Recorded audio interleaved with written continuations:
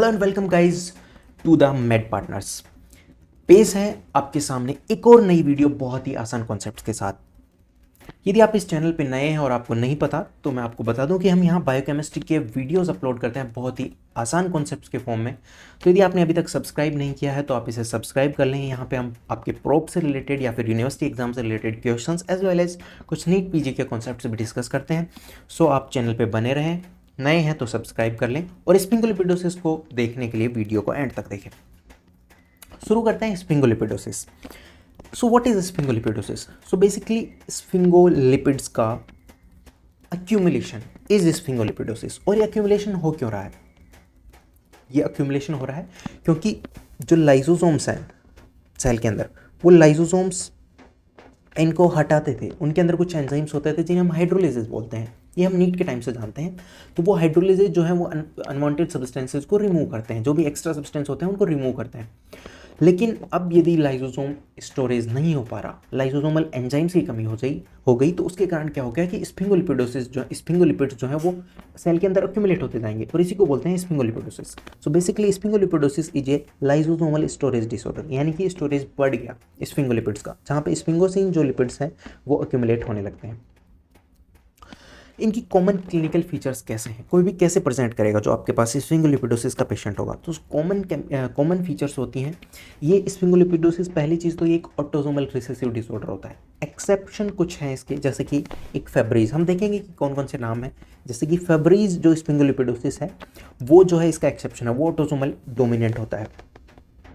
Then उसके बाद सभी के केसेस में मेंटल रिटार्डेशन देखने को मिलेगी पेशेंट के अंदर, except one type of sphingolipidosis that is Gaucher's disease. Then उसके अलावा चेरी रेड स्पॉट देखने को मिलेगा। क्या है चेरी रेड स्पॉट?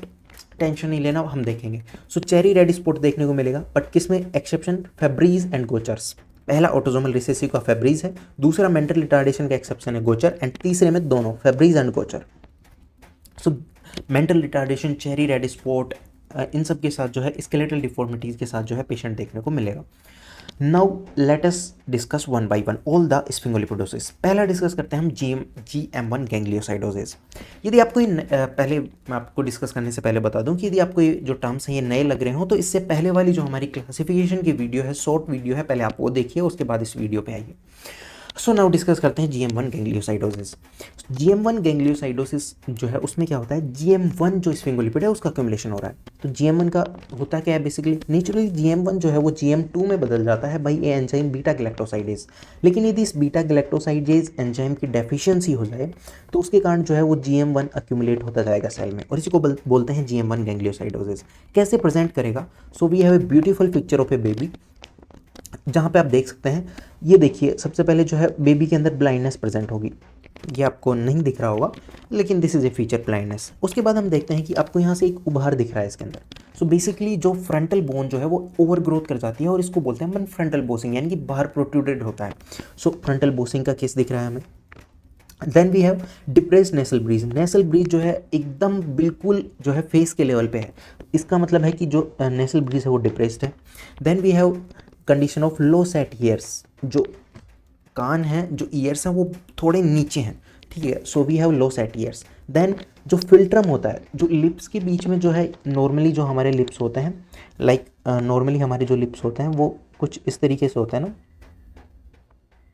सो ये वाला जो गैप होता है इसको फिल्ट्रम बोलते हैं। अब ये फिल्ट्रम जो है वो बहुत ज़्यादा वाइड इनफ होगा in the case of this GM1 गैंग्लियोसाइडोसिस।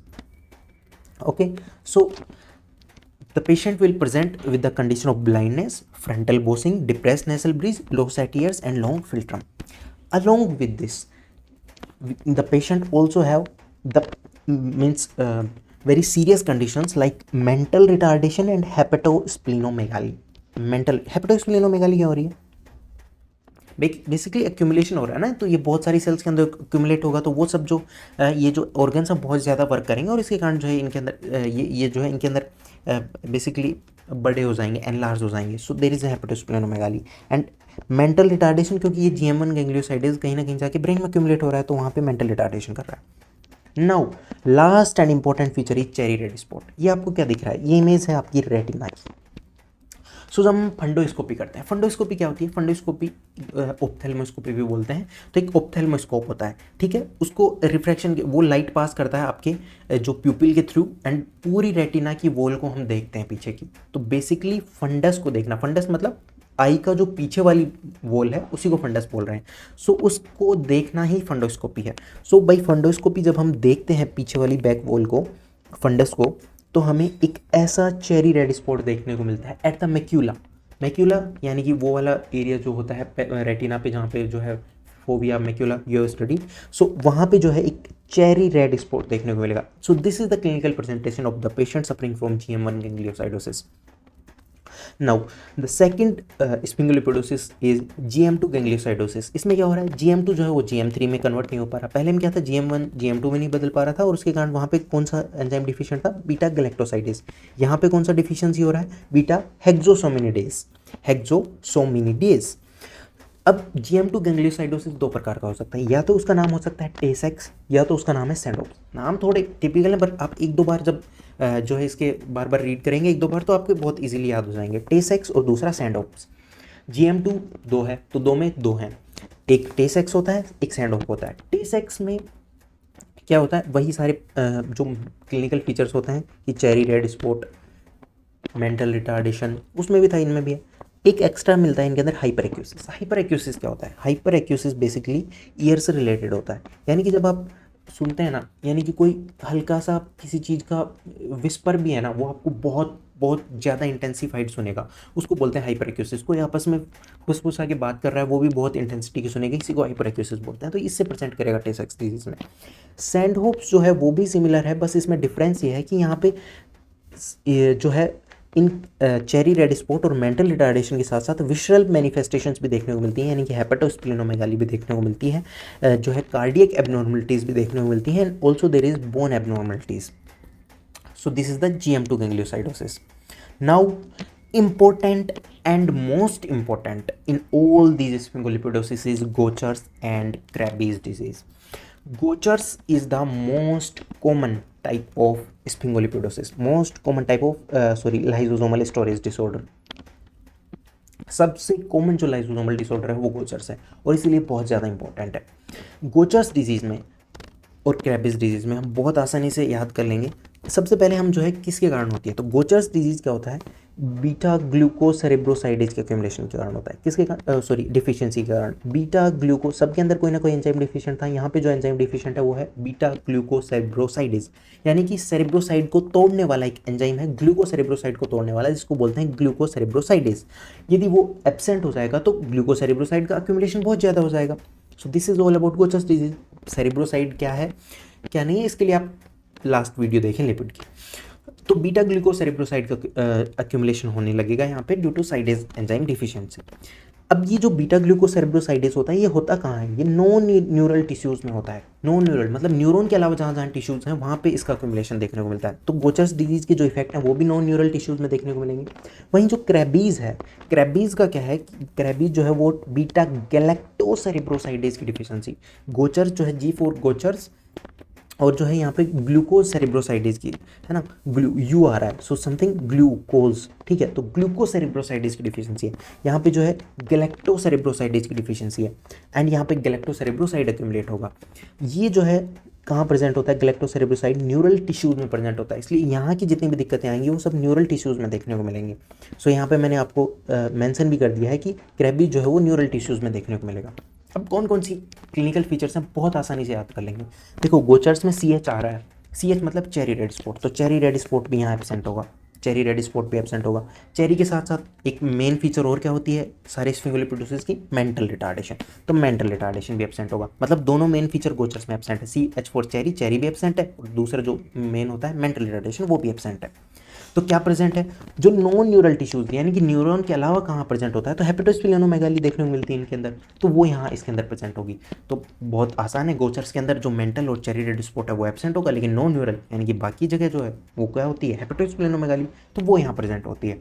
क्रैबीज में क्या होगा कि क्रैबीज जो है वो न्यूरल टिश्यू के डिफेक्ट्स होंगे, यहाँ पे चेरी रेड स्पॉट भी देखने को मिलेगा, मेंटल रिटार्डेशन भी देखने को मिलेगा, लेकिन नॉन न्यूरल या एक्स्ट्रा न्यूरल टिश्यूज यानी हेपेटोस्प्लेनोमेगाली यहाँ नहीं मिलेगी। ठीक है। उसके अलावा इनके अंदर एक ग्लोबोइड सेल इंक्लूजन्स देखने को मिलते हैं। बेसिकली क्या होता है कि जो मैक्रोफेजेस जो होते हैं उनके अंदर कुछ जो है वो एक्यूमुलेशन हो जाता है, उसके लिए अब जो है यहाँ पे ग्लोबोइड सेल्स, उनको ग्लोबोइड सेल्स बोलते हैं, तो उनका एक्यूमुलेशन देखने को मिलता है।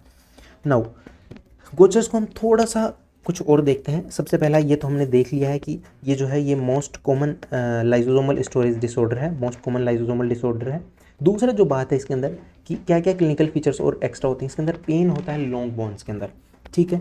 पैनसाइटोपिनिया देखने को मिलता है, यानी कि आरबीसी, डब्ल्यूसी एंड प्लेटलेट्स तीनों का जो काउंट है वो घट जाता है। आरबीसी का घटेगा तो फिर एनीमिया देखने को मिलेगा, एंड प्लेटलेट घटी तो ब्लीडिंग डिसऑर्डर भी देखने को मिलेंगे। So patient with present with the pain in the long bones, anaemia, bleeding disorders, pancytopenia. And जब पैनसाइटोपिनिया हो तो हम बोन मैरो एस्पिरेशन करवाएंगे, एंड बोन मैरो एस्पिरेशन में क्या देखने को मिलेगा, अपने को क्रम्पल्ड टिश्यू पेपर अपीयरेंस देखने को मिलेगा, यानी कि जो सेल्स हैं आपकी, जो वो सेल्स ऐसी दिखेंगी जैसे कि किसी ने एक कागज़ को लिया हो और उसको कागज़ को ऐसे एकदम फोल्ड कर लिया ना, एकदम मुट्ठी से ऐसे फोल्ड करके और फिर अपन रख देते हैं कोई को, एकदम रिंकल पड़ जाए जिस कागज़ के अंदर, जिस पेपर के अंदर, तो उसको हम बोलते हैं क्रम्पल्ड टिश्यू पेपर। सो क्रम्पल्ड टिश्यू पेपर अपीयरेंस देखने को मिलेगा सेल्स में, और ऐसी सेल्स को हम बोलते हैं इसी डिजीज़ के नाम पे गोचर सेल्स। सो गोचर डिजीज के अंदर गोचर सेल्स देखने को मिलती हैं inside the bone marrow. And what are Gaucher cells? Gaucher cells are crumpled tissue paper appearance cells present in the bone marrow aspiration.